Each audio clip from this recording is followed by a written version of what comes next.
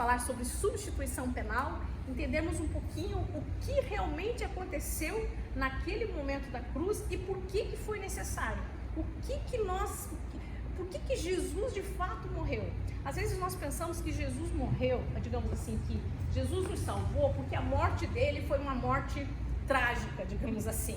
Mas não foi por causa da morte dele. E hoje nós vamos entender isso. Não é a questão do tipo de morte só que ele sofreu, mas tem a ver com a pessoa, quem era o sacrifício para a morte. Dá para entender essa diferença? Então não tem a ver só com o tipo de morte, ou por que ele morreu, ou porque ele sofreu. Será que ele pagou os nossos pecados porque ele sofreu demais? Né? Ou se foi porque quem ele é, o sofrimento que ele carregou. Então a gente vai diferenciar algumas coisas hoje. Eu quero começar com Isaías 53. Eu vou ler aqui.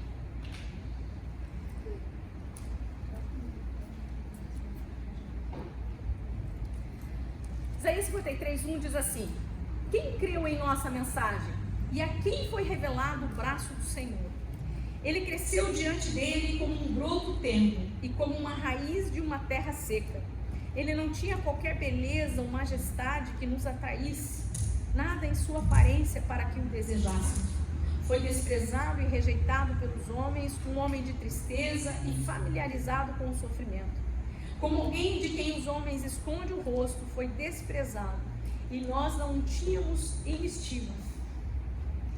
Certamente, fale comigo, certamente, Ele tomou sobre si as nossas enfermidades e sobre si levou as nossas doenças. Contudo, nós o consideramos castigado por Deus, por ele atingido e afligido.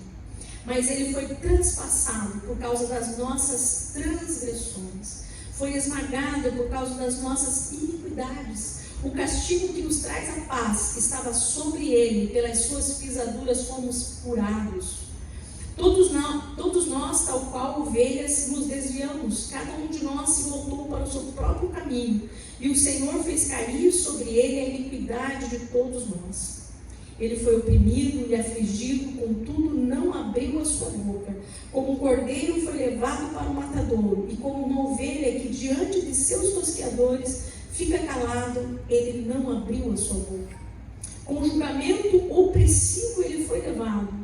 E quem pode falar dos seus descendentes? Pois ele foi eliminado da terra dos viventes. Por causa da transgressão do meu povo, ele foi golpeado. Foi-lhe dado um túmulo com os ímpios e com os ricos em sua morte, embora não tivesse cometido qualquer violência, nem houvesse qualquer mentira em sua boca. Contudo, foi da vontade do Senhor, fale comigo, foi da vontade do Senhor, esmagá-lo e fazê-lo sofrer. E embora o Senhor faça da vida dele uma oferta pela culpa, ele verá sua prole e prolongará os seus dias, e a vontade do Senhor prosperará em sua mão. Depois do sofrimento de sua alma, ele verá a luz e ficará satisfeito pelo seu conhecimento, meu servo justo. Justificará a muitos e levará as iniquidades deles. Por isso, eu lhe darei uma porção entre os grandes, e ele dividirá os despolos com os fortes, porquanto ele derramou a sua vida até a morte, e foi contado entre os transgressores, pois ele carregou o pecado de muitos, e intercedeu pelos seus transgressores. Maravilhoso, né? A gente lê Isaías 53, estava no 8:22 ali, tudo bem. Nós entendemos esse sacrifício de Cristo, o que ele fez e por que ele fez. Então hoje nós vamos pensar um pouquinho sobre isso. E tu pode soltar lá os slides? Então, por que Jesus teve que pagar esses pecados? Vocês estão com o slide certo? Está na sequência certa? Eu acho que não está. Deixa eu só voltar ali. Isso. Muito bem.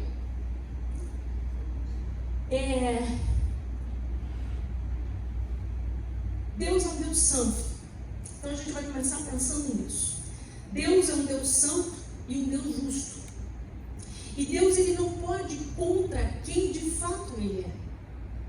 Vamos pensar o seguinte: se houvesse, Deus decretou uma sentença, que se o homem pecasse, ele teria consequências desse pecado, ok? Se ele transgredisse se ele desobedecesse, ele ia ter uma punição, ele ia ter uma penalidade.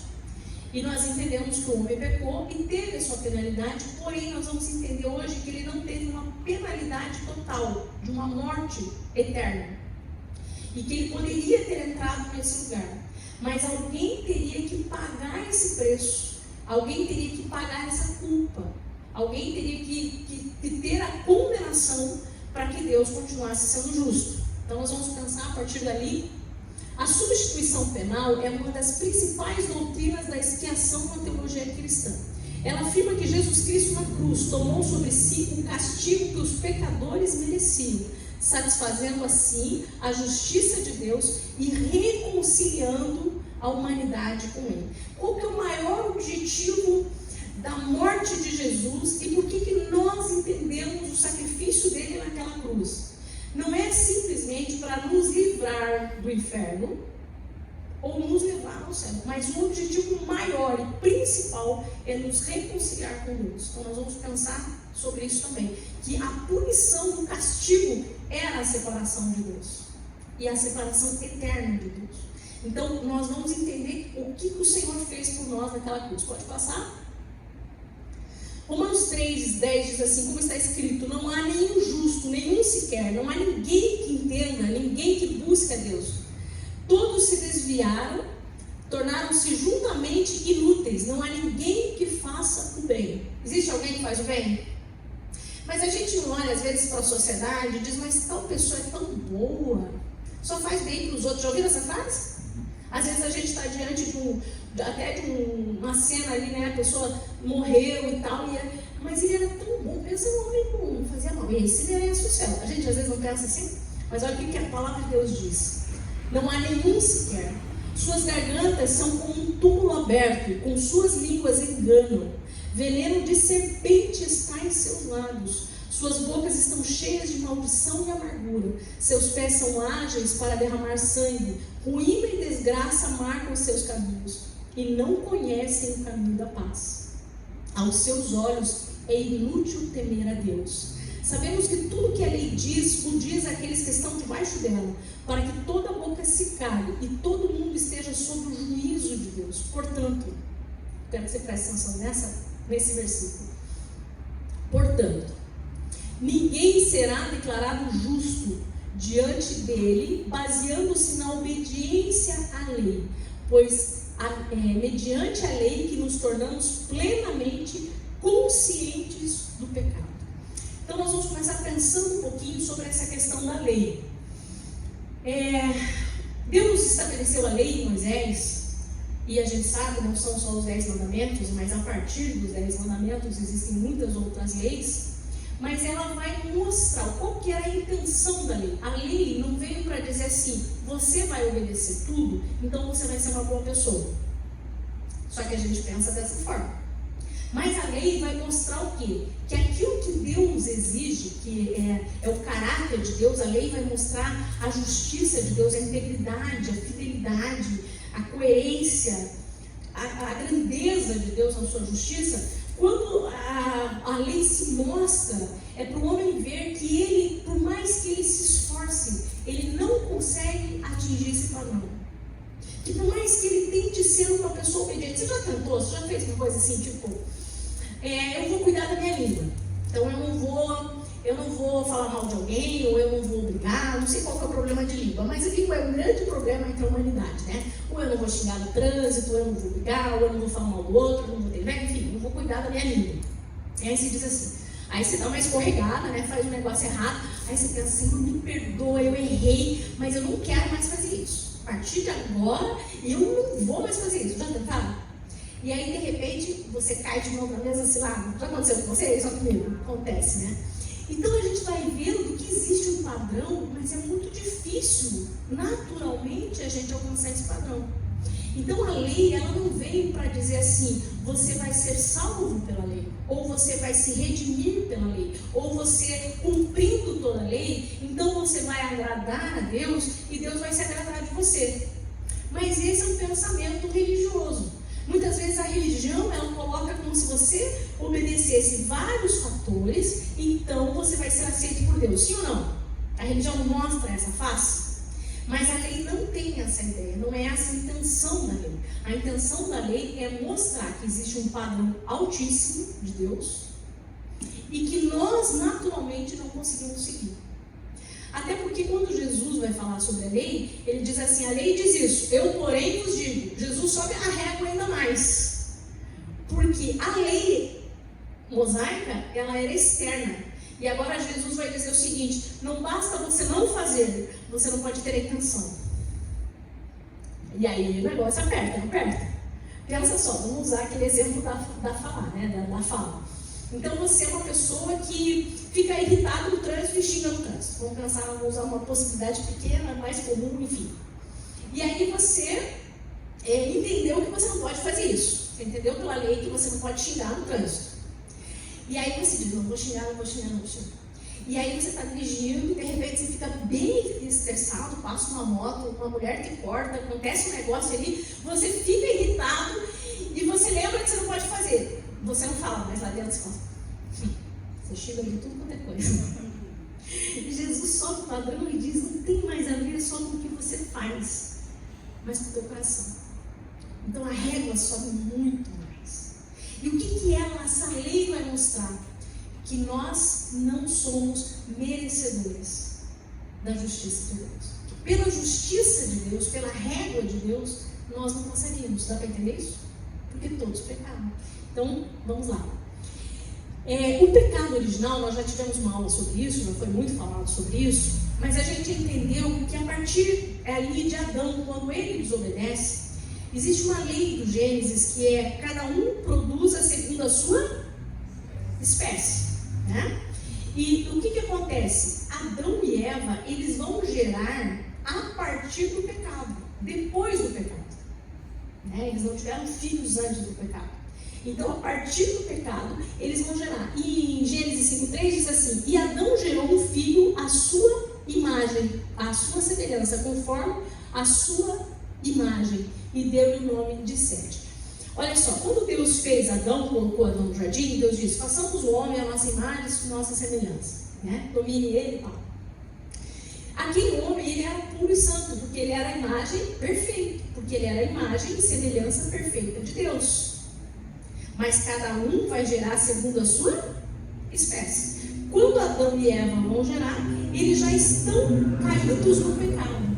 A partir de então, toda a humanidade vai ser gerada através desse casal. Então, toda a humanidade já entra no pecado. Isso desfaz mais um pensamento que às vezes a gente pensa assim. Isso aconteceu comigo, né? Porque eu cresci num ambiente cristão, mais religioso, então eu ficava pensando assim, eu não preciso tanto assim, né? Porque eu era uma menina boazinha, não brigava com o pai, não brigava com a mãe, era obediente, ia bem na escola, não brigava com os irmãos, então eu era adolescente, ia bem adolescentinha. Pensava assim, aquela minha amiguinha, aquela precisa de Jesus. Eu ficava pensando, Jesus morreu por ela. Eu pensava. Mas eu ficava pensando, por que Jesus morreu por mim, se eu estou tão boazinha? E aí a gente começa a olhar e pensar que a gente se torna pecador porque comete muitos pecados. A gente tem esse pensamento. Mas essa não é verdade. A gente não se torna pecador porque cometeu muitos pecados. A gente comete muitos pecados porque a gente já nasceu sendo pecador. Vocês conseguem colocar a Bíblia aí? Vocês estão com a Bíblia? Não? Não, se não tiver não tem problema. É que tem um texto em Gênesis 8. Acho que não está ali, né? Não, deixa. Que fala que desde a nossa infância, eu não trouxe 8, coloca o 8 ali só para eu dar uma olhadinha. 8, eu acho que é um 8.2, 8.3. Vai, passa para frente. Mais um? Não. Eu vou achar depois para vocês. Que diz que desde a nossa infância, o homem já tem pecado dentro dele. Ele já nasce com isso. Então, às vezes a gente pensa assim, mas a criança, o mundo, né? O mundo traz uma filosofia, uma ideia de que a criança é boa, mas quem contamina a criança é o mundo, né? Que a criança ela tem uma essência boa e depois o mundo vai pervertendo a sua essência. Mas isso também não é verdade. Porque se nós observarmos uma criança, ela já é egoísta, ela já é birrenta, Na verdade, somos nós que temos que polir essa criança para que ela não se corrompa totalmente. É por isso que existe a educação. Então, nós nascemos com essa herança dessa semente do pecado, que é esse desejo de ser contra as coisas de Deus. O homem natural não aceita e não quer as coisas de Deus. O homem natural, que é esse homem que ainda não nasceu de novo, quando eu falo homem, a humanidade, né, homem e mulher, esse homem, ele vai buscar satisfazer a si próprio. Ele não quer renunciar para agradar a Deus. Dá para entender? Naturalmente, nós queremos agradar a nós mesmos. Nós queremos satisfazer as nossas vontades, os nossos desejos. Nós queremos satisfazer aquilo que está nos nossos pensamentos. Não queremos de forma alguma renunciar. Vamos pensar o seguinte: hoje, uma quinta-feira, alguns estão cansados, trabalharam a semana toda, já está bem intenso, viajaram o dia todo. Não era mais confortável ficar assistindo um filminho, deitar e comer uma pipoca? Né? Mas teve uma renúncia. Porque hoje você já nasceu de novo e você quer crescer nas coisas espirituais. Mas o homem natural diz assim: não, eu prefiro ficar em casa. Então, naturalmente, nós queremos as coisas mais fáceis. Mas aí todos pecaram. Romanos 5,12 diz assim: portanto, da mesma forma como o pecado entrou no mundo por um homem, e pelo pecado a morte, assim também a morte veio a todos os homens, porque todos pecaram. Então, o salário do pecado é a morte. O que significa o salário do pecado? O que vocês entendem por o salário do pecado?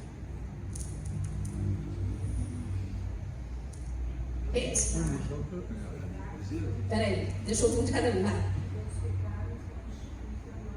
Isso é o texto, tá? Mas punição do pecado. Punição? Consequência. A penalidade. Então, a partir do momento que eu já nasci em pecado e não consigo ter um domínio sobre esse pecado, o que significa? Que eu já estou sobre uma penalidade. Que eu já tenho. E qual que é a penalidade maior sobre a minha vida? A morte. Ok? Nós vamos pensar um pouquinho sobre morte também. Que é a condenação. O que é? A penalidade é essa condenação. Então, vamos lá. Romanos, vocês me ajudem? Vocês me ajudem? Romanos 5,18 diz: consequentemente, assim como uma só transgressão, olha só, gente, não precisou muitas transgressões. Não precisa juntar uma lista de 10 pecados para considerar um pecador. Mas às vezes a gente não pensa isso. Ah, uma mentirinha só. Ah, só uma olhadinha. Só uma coisinha. Ah, isso não vai contar, né? Tem tanta lista de tantas coisas boas, mas uma coisinha. Bastou uma só transgressão, que ela resultou na condenação de todos os homens. Assim também, um só ato de justiça resultou na justificação, que traz vida a todos os homens. Então nós vamos pensar o seguinte: se a consequência do pecado, se o salário do pecado é a morte, é a consequência de um erro, então a consequência do acerto de não errar o alvo é a vida. Então o que mais nós precisamos e queremos? O que seria a plenitude para nós? A vida. E é por isso que Jesus vai dizer assim: o diabo veio para matar, roubar e destruir. Mas eu vim para que você tenha o quê? Vida. E esse tipo de vida é que nós precisamos. Vocês viram que é muito mais do que só céu e inferno? É mais, é bem maior. Vamos lá. Muito bem, pode passar.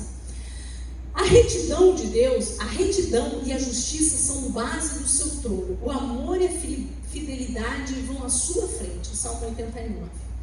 Justiça de Deus. Deus é justo e santo, e o pecado não pode ser ignorado.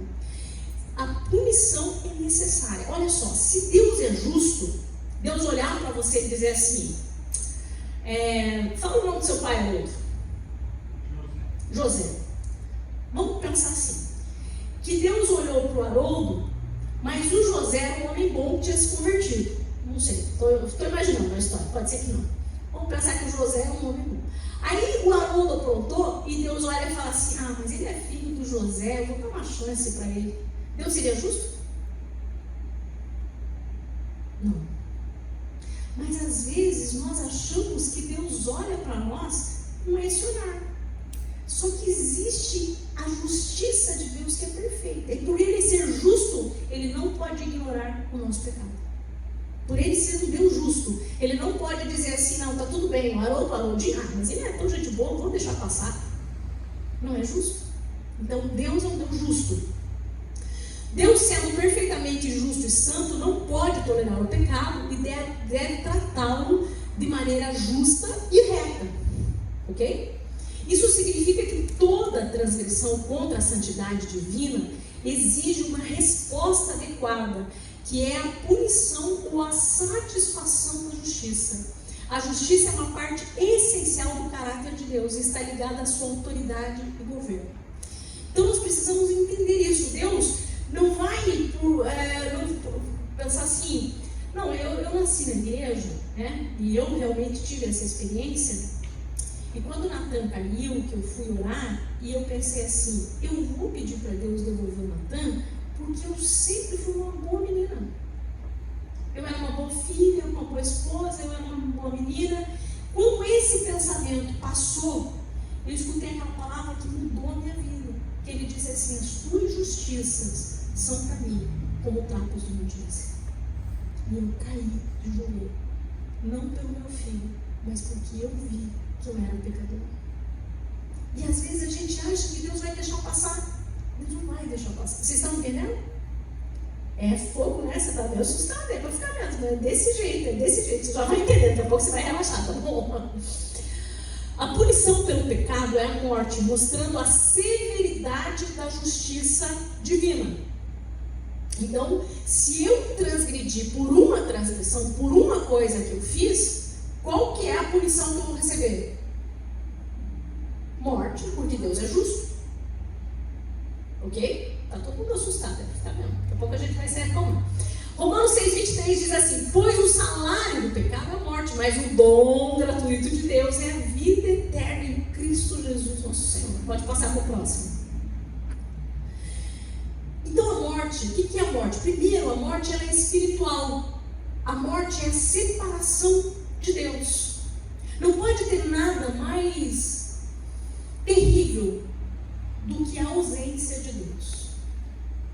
A ausência de Deus completa, não é o silêncio de Deus, é a ausência de Deus. A ausência de Deus é uma morte, porque, olha só, quando Deus fez assim, quando Deus foi criar as plantas, como que Deus fez as plantas? Vocês lembram? Escola dominical. Como que Deus fez as plantas? Vamos lá, o que Deus fez? Vai lá, gente, arrisca. Da terra. Hã? Da terra, né? Da terra, mas ele pôs a mão, alguma coisa? Ah, com a palavra. E daí o que ele falou? Terra, produza. Então, qual que é a origem da planta? Qual que é a fonte da planta? A terra. A terra. Se você tirar a planta da terra, o que vai acontecer com ela? Morte. Como foram os peixes? Como Deus criou os peixes? Vai, gente, fala para me ajudar. Águas produzem peixes. Dentro da água. Deus falou para a água. Ele disse, água produz seres viventes, produz os peixes. Se você tirar o peixe da água, o que vai acontecer? Porque a fonte dele é... E como que Deus nos fez? Deus falou simplesmente? E ele soprou. Então, qual é a nossa fonte? Deus. O que nos traz e mantém vida é Deus. A ausência de Deus é uma morte. Ok? Então, só para a gente pensar. 1 Coríntios 15:22 diz assim, pois da mesma forma como em Adão todos morrem. Então, a partir dessa natureza de quem nós nascemos, e todos, não tem como a gente escapar, nós vamos morrer, naturalmente. O pecado traz uma ruptura na comunhão entre o ser humano e Deus. Desde o Éden, essa é a consequência primária do pecado. Isaías 59:2 diz, mas as vossas iniquidades fazem separação entre vós e o vosso Deus. A morte espiritual significa estar espiritualmente morto para Deus, ou seja, desconectado de sua presença e comunhão. Isso aconteceu com Adão e Eva quando pecaram e foram expulsos do jardim. A aqui a gente já falou, vai falar, né? Sempre vai falar algumas coisas, a gente vai repetir. Eu sei que talvez você até já saiba, mas só para a gente fazer essa linha. Quando o homem pecou no jardim, a consequência era a morte. Mas ele caiu morto na hora? Não. Mas alguma coisa morreu? Sim. Olha só, o homem, ele é imagem e semelhança de Deus. O homem era espírito, possuía uma alma e estava no corpo. Ok? Hoje não dá tempo da gente, senão eu podia ir para Gênesis e a gente pegava essas partes separadamente. Mas, quando a parte espiritual do homem é que ligava a ele, nós estamos numa dimensão natural, onde nós vemos o visível, onde é palpável, dá para tocar, onde nós podemos alcançar. Esse é o mundo natural. Deus fez esse mundo natural. Essa é uma dimensão natural. Mas existe uma dimensão que é uma dimensão espiritual, que não é como a natural, não é palpável, não é física, mas ela é tão real e mais poderosa do que a natural. Essa dimensão, ela é acessada pelo espiritual. É o espírito que acessa essa outra dimensão, que é onde está o trono de Deus e a comunhão com Deus. Importa que os verdadeiros adoradores adorem o Pai em espírito e em verdade. Esse espírito é que conecta nessa dimensão. Quando o homem peca e ele se esconde, e Deus fala, onde estás? Porque ele sai desse lugar, ele sai dessa dimensão espiritual. E por que ele sai? Porque esse homem espiritual morreu. Ele continua sendo alma, mente, vontade, emoções. Ele continua com lógica, raciocínio, pensamento, né? Ele continua com o seu corpo, mas o seu espírito, que leva ele para a dimensão espiritual, agora estava morto, porque houve uma separação com Deus. Desconexão. A partir dali ele não consegue mais se conectar. Então essa é a morte espiritual. Aí tem a morte física. O pecado trouxe não apenas a morte espiritual, mas também a morte física como uma consequência direta. Logo depois da queda, Deus fala para ele, no suor do teu rosto comerás o teu pão, até que tornes a terra, pois dela fostes formado, porque tu és pó, e ao pó tornarás. Quando Deus cria o homem, a intenção de Deus era que o homem fosse eterno, que ele fosse um ser eterno. Isso vai fazer muito sentido quando você entender a eternidade e nós voltarmos para ele. A intenção de Deus é que o homem não morresse, não tivesse a morte. Mas quando ele escolhe comer do fruto da árvore, ele podia comer o fruto da árvore da vida, ou o fruto do conhecimento do bem e do mal. O que aconteceria se o homem, naquele estado perfeito, comesse do fruto da árvore da vida? O que aconteceria com ele? Ele viveria eternamente, ele seria eterno. Mas ele escolhe o fruto do conhecimento do bem e do mal, que é a desobediência, era o único fruto que não poderia comer. Agora, se ele naquela situação de pecado, ele comesse do fruto da árvore da vida, o que aconteceria? Ele estaria em pecado eternamente. Dá para entender? Mas isso é só tinha as duas árvores, a árvore da vida e a árvore do conhecimento do bem e do mal. Se o homem, no estado perfeito que ele estava, comesse do fruto da árvore da vida, ele teria a vida eterna. Ele teria uma vida na plenitude. Nada poderia mais separar ele dessa vida. Deus deu essa opção. Sempre Deus vai dar dois caminhos. Ele escolhe um fruto, o único fruto que não poderia comer, que é o conhecimento do bem e do mal. Quando ele come, ele morre espiritualmente. Ele está em pecado. Se agora, nessa condição de pecado, ele comesse do fruto da árvore da vida, o que aconteceria com ele? Ele ia estar eternamente no pecado. Ele nunca mais ia conseguir mudar a situação. E é por isso que Deus expulsa ele do jardim e coloca dois querubins. Porque lá você vai ver no Gênesis 3, para que ele não entre e coma do fruto da árvore da vida. Porque se ele comesse, então ele estaria eternamente condenado. Viu o amor de Deus? Poderoso? Colocou os dois anjos, amém? Mas, só um pouquinho, volta um pouquinho naquele slide, a morte. Olha só, como Deus não fez o homem para a morte, Adão levou, acho que 900 anos para morrer. Matusalém foi 940, 930, sei lá quantos anos Matusalém. O corpo humano teve que aprender a morrer. Porque ele foi feito para ter vida. Não é lindo isso? Mas aí, claro, a corrupção, o pecado, o mundo em pecado, foi levando o homem à morte, mas a condenação era a morte. Mas Adão levou muitos anos, mais de 900 anos para morrer. Essa é a morte física. O pecado trouxe não apenas a morte espiritual, mas também a morte física, tá? Ok, condenação eterna. Então a gente viu a morte espiritual, ok? O que é a morte espiritual? A conexão com Deus, a outra dimensão. A gente viu a morte física, que é a morte desse corpo, a desconexão da alma do corpo, ok? E aí existe uma morte eterna. E o que seria a morte eterna? Eu já dei as pistas aqui. O que é a morte eterna? O que é a condenação eterna? A morte eterna? O que vocês acham? Pensa. Eu quero que vocês pensem, né? Não vou dar aula sozinha aqui.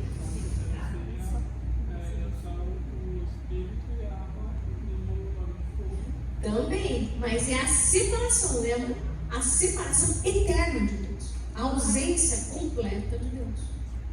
Que é nesse lugar. Que é nesse lugar. Mas a morte eterna é a separação. A gente vai ver algumas coisas. Apocalipse 20, 14 e 15 diz o seguinte: e a morte e o inferno foram lançados no lago de fogo. Esta é a segunda morte. Então assim, ó, a gente não fala mais do inferno, né? Mas ele existe.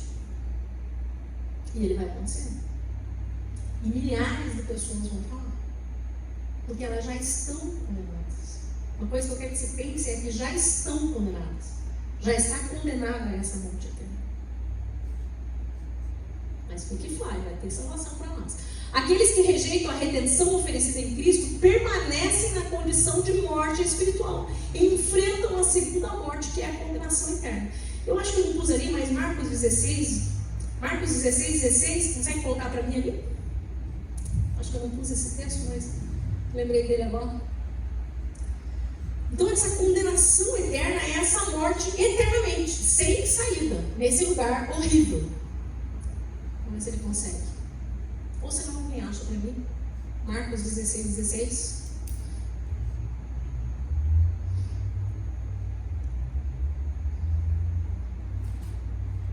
Olha lá.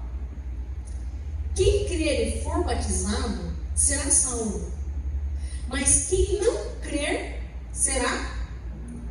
Gente, qual que é o critério da condenação? Não crer em Jesus. Porque ele é o único caminho. Se eu não creio nele, eu já estou condenado. Aí então, tipo assim, não, mas a pessoa era tão, né, ela fazia tantas boas obras, olha que pessoa maravilhosa, né? Não pode ter sido condenado. Já está condenado. Já existe, a sentença já foi dada. Já existe condenação para quem não crê em Jesus. Não é que a gente seja exclusivista. Nós entendemos a palavra no plano. É forte, né? É forte. Vamos lá. Volta lá para o meu slide.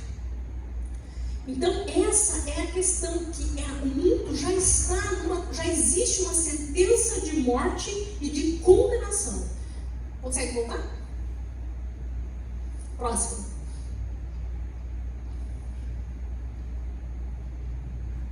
Eles porque eu estou com 2 lá, né? Mas é sempre no meu aqui que dá complicação, né? Senhor.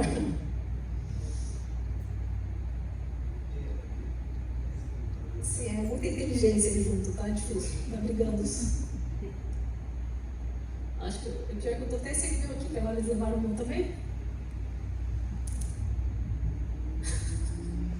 Sério.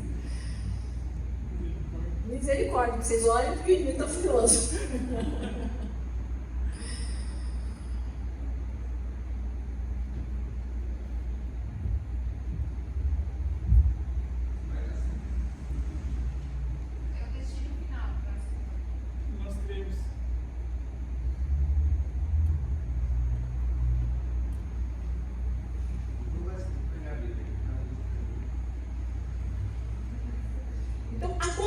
Eterna é o destino final daqueles que rejeitam a oferta da salvação. Entendeu? Então a condenação é o resultado, o destino final daqueles que rejeitam a oferta da salvação em Cristo. Trata-se de um estado permanente de separação de Deus, sofrimento e punição por causa do pecado. A Bíblia descreve esse destino como a segunda morte, o lago de fogo. Então nós vamos entender um pouquinho mais sobre isso. Mateus 25, 41 diz assim, agora fala, né? Então dirá também aos que estiverem à sua esquerda, apartai-vos de mim, malditos, para o fogo eterno, preparados para o diabo e seus anjos. A Bíblia fala mais do inferno do que a gente imagina. E a gente hoje tem medo de falar sobre isso. Mas se a gente continuar com medo de falar sobre isso, muita gente vai para lá. Porque eles não conhecem o caminho, a verdade e a vida. Então a gente precisa ter os olhos abertos sobre isso. Jesus falou, né? Jesus aqui em Mateus 25, 46 diz: e irão estes para o castigo eterno, mas os justos para a vida eterna. Segundo Tessalonicenses 1,9, estes sofrerão penalidade de eterna destruição, banidos da presença de Deus e da glória do seu poder. Olha esse versículo que tremendo. Banidos, está dando lá? Tá bom. Apocalipse 20, 14 e 15. E a morte e o inferno foram lançados no lago de fogo. Essa é a segunda morte. Aquele que não foi achado inscrito no livro da vida foi lançado no lago de fogo. Gente, o que a gente entende com isso aqui? Sobre o mundo? O que a gente precisa entender sobre isso? Que existe uma condenação que já está sobre o mundo e que nós conhecemos uma verdade que vai livrá-lo dessa condenação e que nós temos a responsabilidade de levar essa mensagem para que ele entenda e conheça a verdade. Vocês estão entendendo? Isso não tem nada a ver com religião, isso não tem a ver com igreja, não tem a ver com templo, não tem a ver com realmente conhecer a verdade e a verdade nos libertar dessa condenação. Esse é o sentido, amém? A condenação eterna é caracterizada por alguns elementos fundamentais. Então, a separação eterna de Deus, né? Nós já falamos sobre isso. A maior dor da condenação eterna é a separação permanente de Deus, da sua presença e de toda a fonte da bondade e vida. Deus é a fonte de vida. Deus é a fonte de vida. Então, se nós não estivermos, é como um peixe fora da água. A Bíblia descreve o sofrimento eterno como um estado de tormento consciente. Não vai ser uma coisa inconsciente. Eu vi um post do... Como que é aquele que canta pagode e que bebe bastante? Zeca Pagodinho. O pastor está ligado. E ele disse assim, que ele devia estar bêbado, né? Enfim, sei lá o que ele estava. Mas ele diz assim: eu acho que o céu é uma coisa muito chata, porque eu não quero subir lá e ficar só cantando e fazer uma coisinha boazinha. Vocês podem procurar esse post, estava na internet. Ele diz assim: eu acho que eu prefiro o inferno, é mais divertido. E ele fala um monte de bobagem, só resumir as bobagens dele, né? Mas assim as pessoas não têm consciência. Mas só o fato dele falar já o condena? Não, ele ainda tem perdão. Ele tem perdão desde que crê em Jesus. Isso é perdão. Né? Enfim. Vamos lá. O que mais? Lucas 16, 23 e 24. A parábola do rico do Lázaro. Vocês lembram daquela parábola? Que está lá o rico, o Lázaro, né, lá no seio de Abraão. E daí diz: ó, deixa eu olhar, né? Ele lá, deixa eu avisar o já tem a definição, porque até a morte você tem a opção da escolha. Morreu, não tem mais chance. Então, isso, vamos pensar o seguinte: o que nós vamos refutar com isso? Se a pessoa morreu, não adianta ficar fazendo orações para que ela vá, ela não está no lugar de espera, ela já definiu. É a vida dela em consciência que vai definir se ela crê em Jesus ou não crê em Jesus. Pesado, né? Por isso que veio pouca gente hoje, acho que já sabia o que era matéria hoje, o negócio está pesado. Marcos 9, 48. Onde o seu verme não morre e o fogo nunca se apaga. É um lugar de consciência eterna de morte, e de sofrimento, e de tormento. Quando a gente era criança, né, Beto? Quando a gente não vê falando muito dessas pregações, né? Agora a gente não ouve mais. Mas eu ficava arrepiada quando era criança dessas mensagens. Mas isso é real. Ok? Está na palavra. Vamos lá. Próximo. A morte de Cristo na cruz revela que Deus permanece justo ao perdoar pecados, porque o pecado não foi ignorado, mas foi punido em Cristo. A partir de agora nós vamos entender por que Cristo tinha que morrer. Porque senão Deus estava ignorando o pecado da humanidade. E Deus não poderia ignorar esse pecado. Não podia deixar passar impune. Romanos 3, 25 e 26 diz: Deus, quem ofereceu o sacrifício? Quem ofereceu o sacrifício? Deus. Deus o ofereceu como sacrifício para propiciação mediante a fé, pelo seu sangue, para manifestar a sua justiça, para que ele seja justo e justificador daquele que tem fé em Jesus. Gente, esse é o mistério do Evangelho. Hã? Bem claro. Mediante a fé. Ah, delícia falar sobre fé. Gente, maravilhoso a gente entender o seguinte: Deus olhou a situação da humanidade, viu que não tinha saída. Acontece que Jesus não foi a última opção de Deus. Isso aqui é uma coisa maravilhosa. No momento em que o homem, Deus já, ele era onisciente, ele sabia que o homem poderia pecar. Ele não era obrigado, não era determinado a pecar. Ele poderia escolher a vida eterna. Mas a inclinação dele foi para o pecado. A palavra de Deus diz que o cordeiro foi morto antes da fundação do mundo. Significa que Deus, sabendo que o homem poderia pecar, já trouxe uma oferta para que pudesse resgatar esse homem, essa humanidade. Justo e justificador. Vocês estão entendendo? Se tiver dúvida, me para aí, porque aqui é importante. Glorioso isso, né? Então foi punido em Cristo. Próximo. Por isso que ele foi moído por causa das nossas transgressões. Porque todos nós estávamos em pecado. E não tinha como nós nos salvarmos. Sabe por que não tinha como nós nos salvarmos? Por muitas razões. Mas principal, porque é uma questão de natureza. Nós tínhamos uma natureza espiritual que morreu e ficamos com a natureza humana, natural, carnal. Ok? Não tem como o homem mudar a sua natureza. Eu vou contar uma historinha que eu sempre gosto de contar quando chego nesse ponto, que é o seguinte. Historinha de criança, mas vocês vão gravar. Imagine assim, tem um rebanho de muitas ovelhinhas, todas branquinhas, bonitinhas, aquelas cheirosinhas, aquelas ovelhinhas, tudo fofinho, sabe? Pensa naquelas ovelhinhas bem fofinhas, bonitinhas, bem cuidadas. E tem dois lobos na montanha que ficam observando aquelas ovelhas. Aí eles ficam olhando e pensam assim, tá querendo devorar todas elas. Mas o outro, ele olha para aquelas ovelhinhas e pensa, mas elas são tão bonitinhas. Você sabe que eu preferia ser ovelha do que lobo? Ele começa a conversar com o amigo. Aí o amigo diz assim, cara, você é lobo, não tem como você ser ovelha. Eu não sou essa ovelha. Eu consigo ser ovelha, ela é tão bonitinha. Aí o amigo começa a ficar com dó dele, ele incomoda. Todo dia ele olha e fala, o que é ser uma ovelha? Está numa crise existencial terrível. Aí o amigo fala assim, tive uma ideia. Ele vai lá, pega uma ovelha, tira todo o couro da ovelha, abre a ovelha, come a ovelha, mas guarda o couro, traz para o amigo. Fala, cara, eu tive uma ideia. Eu vou fazer você ser ovelha. Aí o lobo olha e fala assim, sério? Ele pega e veste aquela pele de ovelha, costura lá, coloca bonitinho, diz, agora você vai ser ovelha, vai lá pra lá.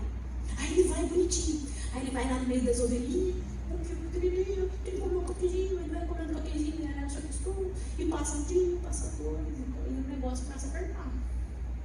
Porque a fome começa a bater, e a natureza dele começa a falar mais alto. E numa noite ele devora metade das ovelhas. E o que ele entende? Que às vezes não é mudar por fora, é mudar a natureza. O homem por si só não pode mudar a sua natureza. A religião pode te vestir de ovelha, mas não muda a sua natureza. Entendeu? Então, para mudar essa natureza, tinha que ser o próprio Deus para nos ressuscitar, para trazer de novo a vida espiritual e a natureza de Deus. Entenderam? Tinha que ser só ele. Então o homem sozinho, por nenhuma religião, por mais esforço que ele faça, por mais bondade que ele tenta fazer, por mais que ele fique se flagelando, que ele fique como um monge num monastério, excluído da sociedade, do mundo, porque ele fica o dia inteiro jejuando e orando. Se ele não nascer de novo, aquele que nasceu da carne é carne, quem nasce do Espírito é Espírito. A religião não muda a natureza, só Jesus pode mudar a natureza. Amém? Vamos lá. Aquele que não conheceu o pecado, ele o fez pecado por nós, para que nele fôssemos feitos justiça de Deus. Por que Jesus não conheceu o pecado? Foi minha última aula. Não, vocês não podem me esquecer. Não, mas vamos pensar o seguinte: por que Jesus era homem, não era homem? Mas a Bíblia não diz que todos pecaram? Por que Jesus não conheceu o pecado e não tinha pecado?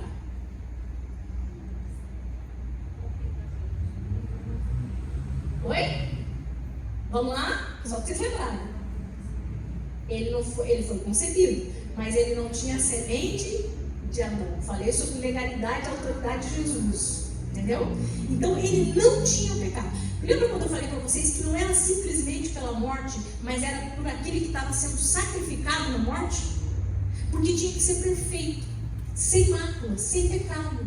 Só que dentro da humanidade não poderia ter nenhum, porque todos vieram da semente de Adão. Mas Jesus nasceu do Espírito Santo gerado, nasceu no ventre de uma mulher, nasceu na legalidade e autoridade na terra, porém sem pecado. A natureza dele era sem pecado. Ele era um homem pleno como Adão. Por isso que são dois cabeças de raça. Adão é um cabeça de raça e Jesus é um outro cabeça de raça. Vocês entendem quando eu falo cabeça de raça? Porque em Jesus agora não tem o pecado. É por isso que nós precisamos nascer dele, nascer de novo. Amém? Vocês estão me acompanhando? Vocês vão se empolgando? Porque eu gosto desse assunto. 1 Pedro 2,24 diz assim: levando ele mesmo em seu corpo os nossos pecados sobre o madeiro, para que, mortos para os pecados, pudéssemos viver para a justiça. Olha só, aqui é a identificação com Cristo. Quando ele vai para aquela morte, ele carrega a cruz, quando ele sofre os açoites, pense que os açoites eram os castigos de punição pelo pecado. Eram as maldições. Ok? Então assim, vamos pensar na lei. Se você obedecer, então você tem direito às bênçãos de Deus. Se você não obedecer, então você vai carregar o quê? Maldições. Ok? Só que como todos nós estávamos no pecado, nós não conseguimos carregar todas as bênçãos. Ok? Nós carregávamos muitas maldições.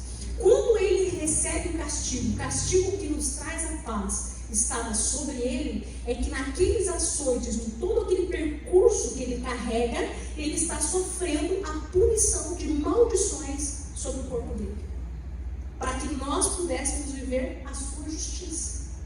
Semana que vem é uma aula imperdível, justificação, que aí vai fechar. Esse daqui é só para dar uma base para vocês entenderem a semana que vem. Sensacional, vai ter um pastor, cara, não perca. Traga mais gente que vai ser a aula sensacional. Pedro reforça a ideia de que Cristo carregou nossos pecados em seu corpo na cruz. Você entendeu isso? Que ele foi moído.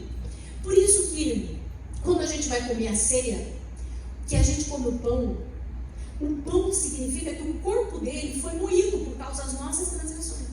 Se ele carregou aquela maldição, quando eu participo da ceia, o que significa na minha vida?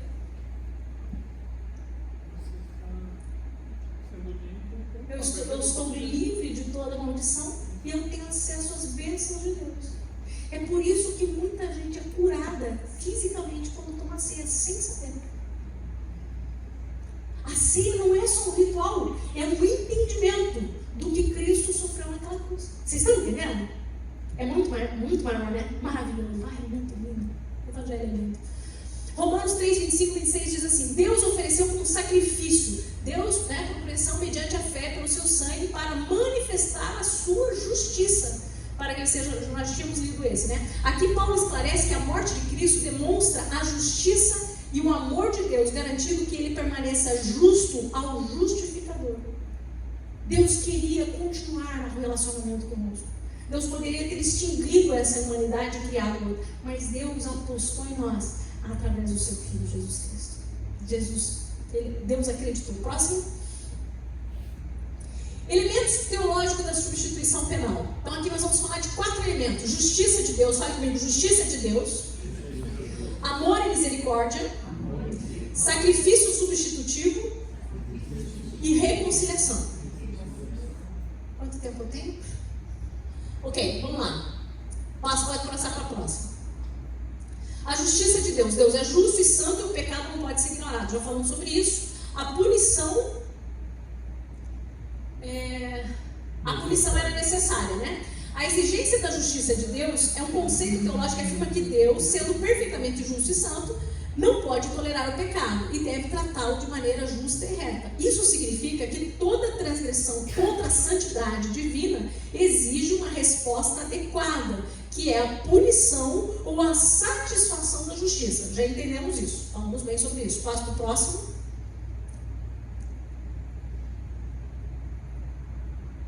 Isso. Agora, amor e misericórdia. Vai lá no amor e misericórdia. Acho que você... Isso. Atenção. Olha só. Deus é justo. Mas Deus também é amor.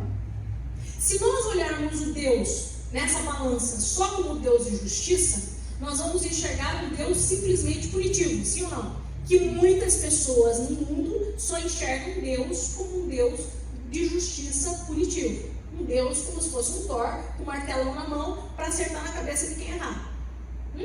Isso é uma ideia subjetiva, coletiva da humanidade. Muita gente já entende. Eclesiastes 3 vai dizer que Deus colocou dentro do coração do homem um anseio pela eternidade. E a consciência do homem, em Romanos, vai dizer que Deus já está na consciência. Ele é revelado em toda a criação. Existe uma consciência humana que sabe da existência de um Deus. E essa imaginação humana, essa consciência, pode formatar um Deus totalmente punidor. Ok? Então existe uma ideia de um Deus totalmente punidor. Porém, o Deus que nós conhecemos revelado na palavra, ele é um Deus justo, e não podemos ignorar isso. Ele é perfeito na sua justiça, mas ele tem amor. Como que esse Deus vai equilibrar agora o amor que ele tem, que ele é, né? Ele não tem porque ele é o amor, com essa justiça dele? Desafio, né? Então a gente vai entender aqui. Um dos grandes dilemas teológicos é equilibrar a justiça de Deus com o seu amor. Deus é perfeitamente justo, mas também é perfeitamente amoroso e misericordioso. A cruz de Cristo é a resposta para essa tensão. Gente, isso é maravilhoso. Isso tem que nos fazer ir para a cama hoje pensando nesse amor de Deus por nós. Nesse amor e justiça. A justiça... Ai, a cruz. A justiça é plenamente satisfeita. Por quê? Porque aquele que não tinha pecado se fez pecado por nós. Então a justiça recebeu a punição, a morte e a condenação. Ok? Vocês estão entendendo? Muito bem. Porém, o pecado foi punido. Deus resolveu uma situação do pecado da humanidade.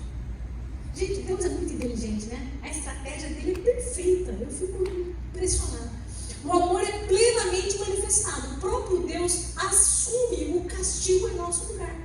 E o Verbo se fez carne e habitou entre nós. E vimos a sua glória como a glória do unigênito do Pai, cheio de graça e de verdade.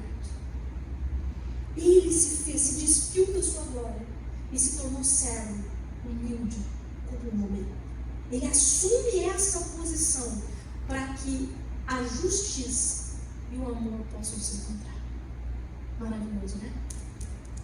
Essa é a beleza e o paradoxo da cruz, onde a santidade de Deus e seu amor infinito se encontram. Gente, quando Jesus ele está lá na cruz e que ele grita: Senhor, Senhor, por que me abandonaste? Não é porque Deus ignorou a presença de Jesus, ou que Deus deixou ele na pior hora. É porque naquele exato momento, o pecado da humanidade tinha recaído sobre ele, e a santidade de Deus não podia compactuar com o pecado que estava sobre ele. E naquele momento, ele recebeu a morte, a separação de Deus. E ele morre. Só que a palavra de Deus diz que o Espírito do Senhor o ressuscita. Quando quando ele chega lá no inferno, ele é ressuscitado e toma as chaves do inferno da morte e triunfa sobre eles naquela cruz. Mas naquela hora, quando Jesus ele derrama ali o seu Espírito na hora da morte, significa que Deus aceitou o sacrifício pleno dele e que todo o pecado de toda a humanidade estava recaído sobre ele. Mesmo ele não sendo pecado, aquele que não tinha pecado se fez pecado por nós. Que lindo, né? Essa é a mensagem da cruz.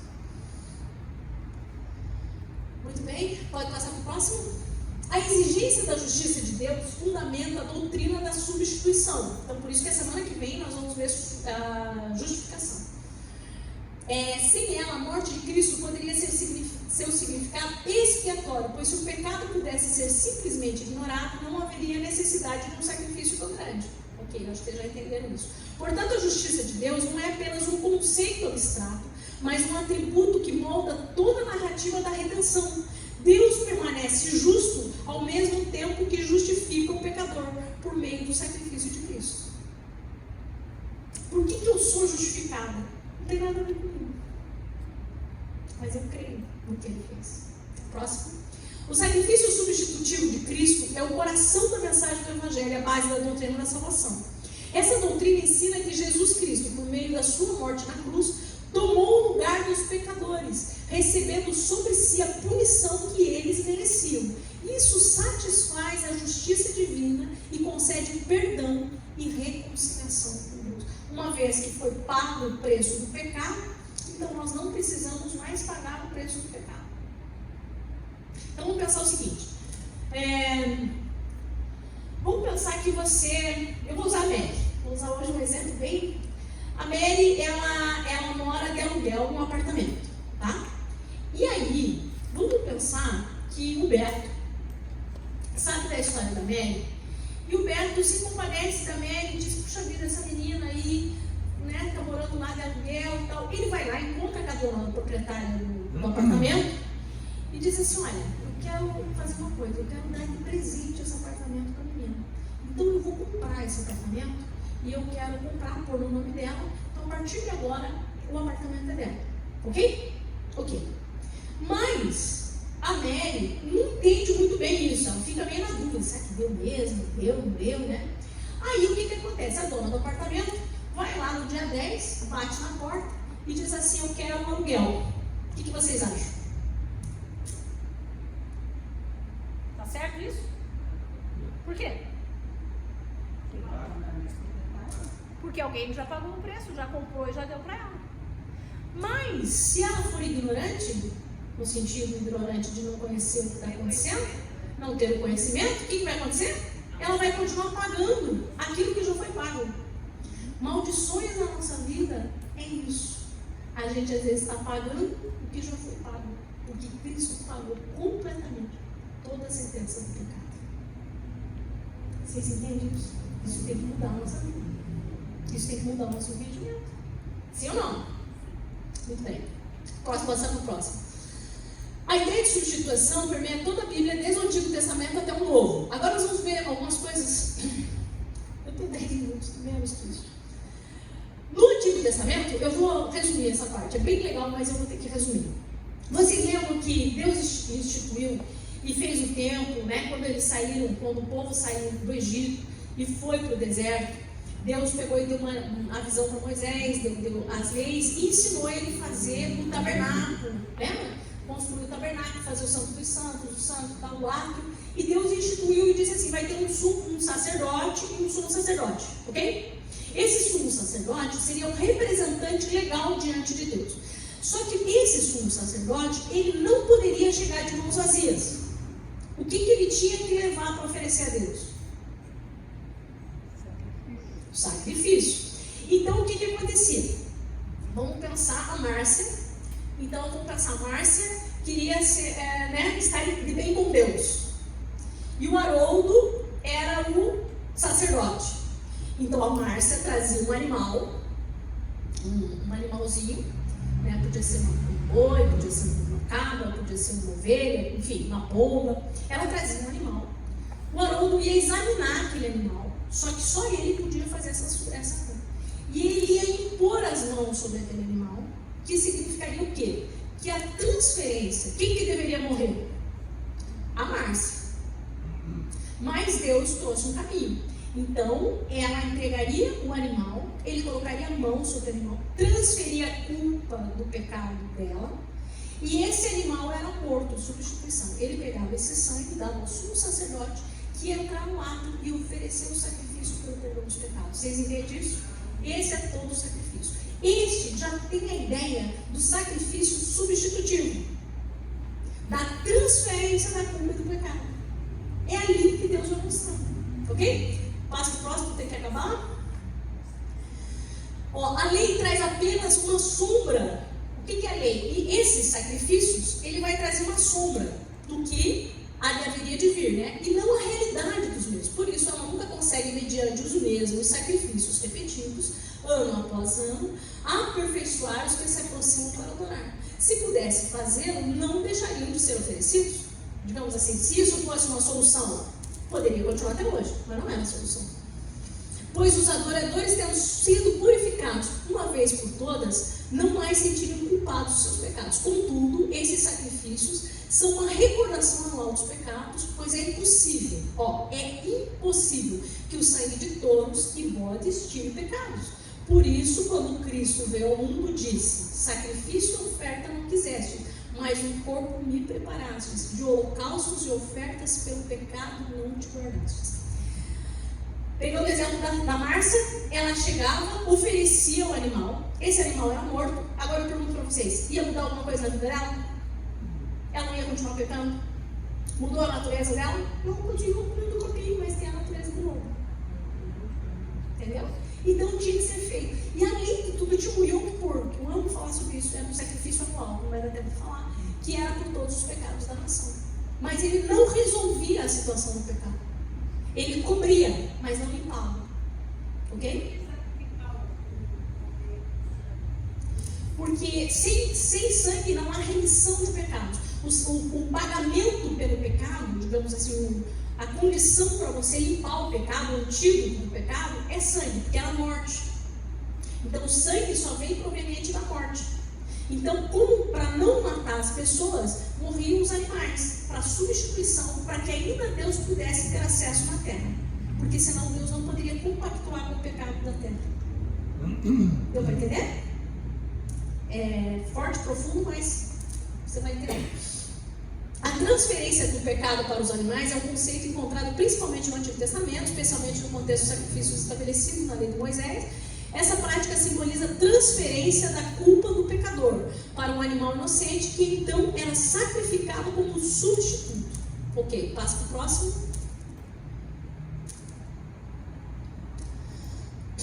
A transferência do pecado para os animais acontecia por meio de um ato simbólico, geralmente envolvendo a imposição de mãos sobre o animal sacrificial. Esse ato representava a substituição e o carregamento da culpa do animal. Isso aí vocês entenderam bem, né? Não vai dar para entrar muito, vai. Próximo.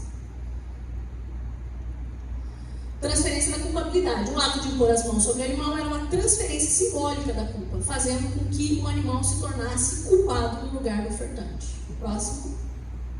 O dia da expiação, pode passar, não vou conseguir falar sobre isso. Muito legal. A substituição. O animal assumiu o lugar do pecador, sofrendo morte que ele merecia. Isso enfatiza o princípio de que o salário do pecado é a morte. Vocês entenderam o sacrifício dos animais? Talvez, não sei se alguém de repente não tinha entendido antes. Esse é o sacrifício dos animais. Próximo. Expiação. O sangue derramado do animal simbolizava a purificação e o pagamento pelo pecado. Como eu expliquei para a Márcia agora. Entendeu? Sem derramamento de sangue não há remissão, não há um pagamento. Por isso que a Bíblia diz que nós não fomos comprados com ouro ou com coisas corruptíveis, mas nós somos comprados pelo sangue de Cristo Jesus. Alto preço. Entendeu? Jesus pagou um preço para a nossa remissão. O que é a remissão? É como se nós estivéssemos presos. Como não? Nós estávamos presos no cativeiro de Satanás. Então, o cativeiro, imagine um lugar onde nós não podíamos sair, não tínhamos domínio, não tínhamos mais esse domínio. E Jesus vai e paga esse preço, por isso que Ele nos libertou. Quando Jesus paga e derrama o seu sangue e vai e toma essas chaves do inferno e da morte, Ele abre os grilhões que nos prendiam e nós temos uma liberdade que nós não tínhamos. Então, nós não tínhamos liberdade para dizer não ao pecado. Mas hoje o pecado já não tem mais domínio sobre nós. Dá para entender? Porque agora ele nos resgatou, ele pagou um preço para que nós pudéssemos ser resgatados. Amém? Próximo. Que pena, gente. Isso aqui é tão gostoso, muita coisa, mas é muito conteúdo mesmo. Limitações dos sacrifícios. Eu nem vou falar sobre isso, é eficácia temporária. Eu acho que dá para a gente imaginar, pode passar para o próximo. Era um símbolo de algo maior. Esses sacrifícios eram apenas sombras e símbolos do sacrifício de Cristo. A lei traz apenas uma sombra dos benefícios que hão de vir, e não a realidade dos próprios benefícios. Então aquilo não era uma realidade, era uma sombra. A realidade é o que nós vemos em Cristo. Tá? Muito bem, próximo. Cristo, o sacrifício perfeito, o Cordeiro de Deus. Lembra quando João estava batizando? E ele olha para Jesus e diz: eis o Cordeiro de Deus, o quê? Que tira o pecado do mundo. Gente, olha que revelação. O Cordeiro que tinha sido morto. Quando João olha, João identifica, e João, é um detalhe só, mas João ele era de uma linhagem sacerdotal, tá? Então João Batista, né? Ele vem de uma linhagem sacerdotal. O ato do batismo é uma coisa tremenda também, porque é a identificação da morte e da ressurreição. Mas o ato do batismo, quando um pastor... Você já percebeu que você não pode entrar, tipo, para se batizar, entrar sozinho e sair? Você tem que ter alguém que vai representar? Quando um pastor ou alguém pega em você, na tua mão, e te coloca, está sendo a transferência da culpa pelo pecado. O batismo é a hora que você entendeu essa transferência, a importância do batismo. Tudo bem? Tá, vamos pular. Na cruz, Cristo tomou sobre si a culpa de toda a humanidade. O Senhor fez cair sobre ele a iniquidade de todos nós. Aquele que não conheceu o pecado, Deus o fez pecado por nós. Próximo. Os animais eram temporários, a gente já entendeu. Agora em Jesus, a eficácia é eterna. Diferentemente dos sacrifícios dos animais, o sacrifício de Cristo foi o único. Jesus não precisa ficar morrendo. Nós não precisamos mais de mortes. Porque foi único e suficiente. Foi maravilhoso, foi pleno.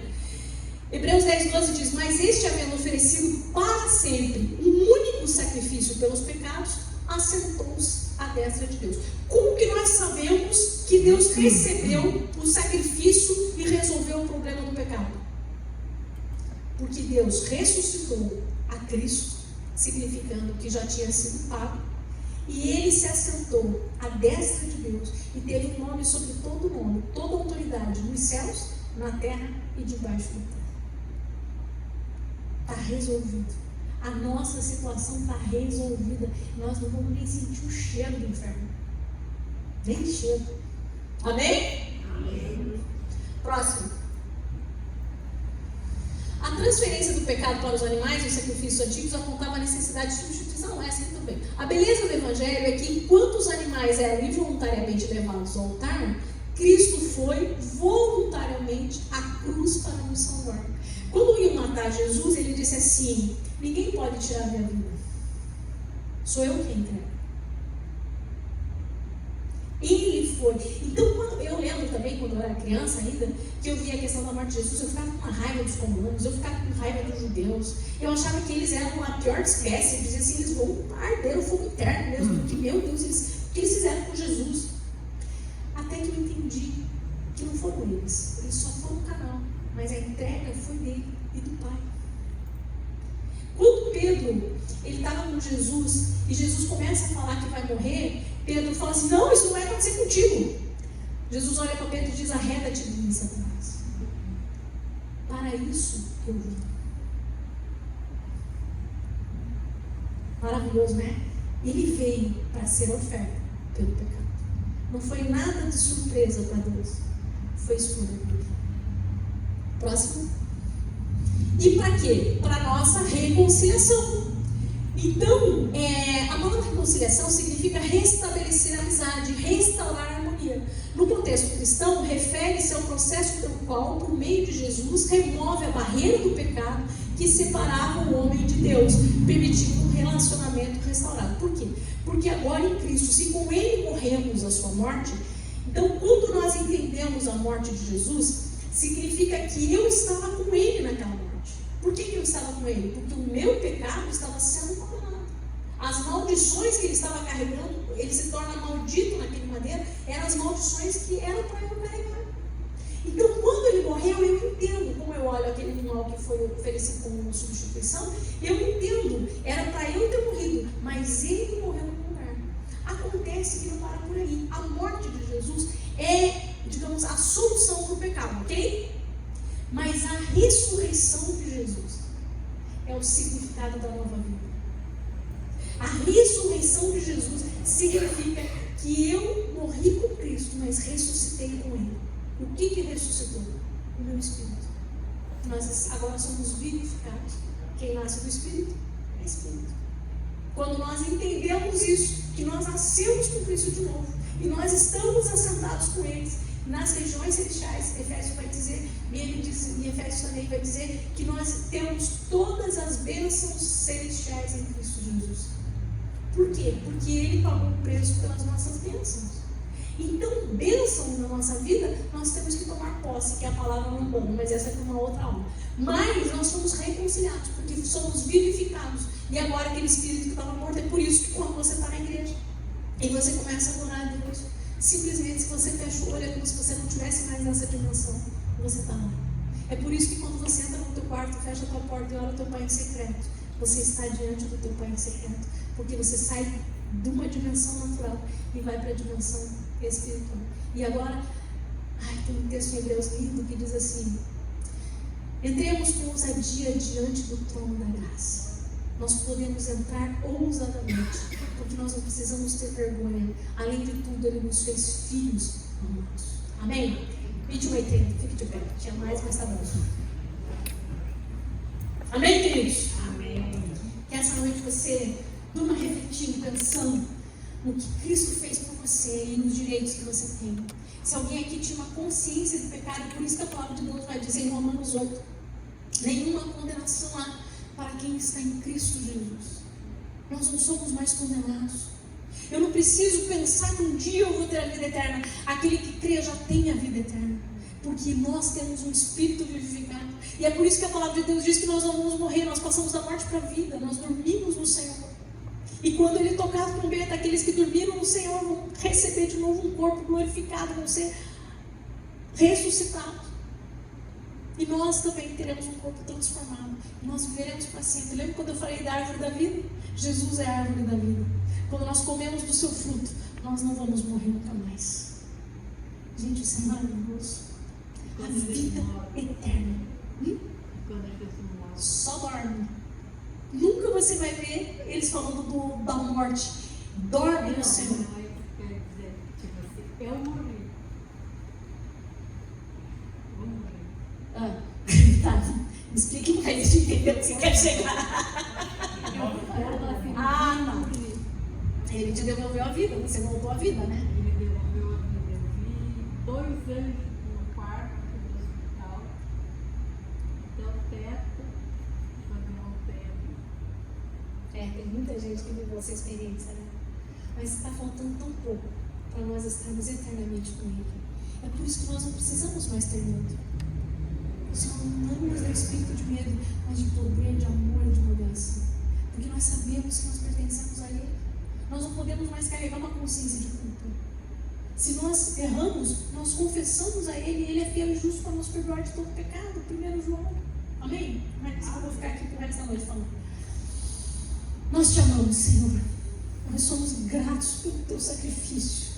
Obrigado por teu grande amor, pela tua justiça, pela tua fidelidade, pelo teu plano, Senhor, que nunca jamais passou na mente humana, nem mesmo dos inimigos de Satanás. Nunca ninguém imaginou como o Senhor faria uma obra tão perfeita entre a justiça e o amor. Mas o Senhor foi pleno, perfeito, e nós agora te pertencemos, Senhor.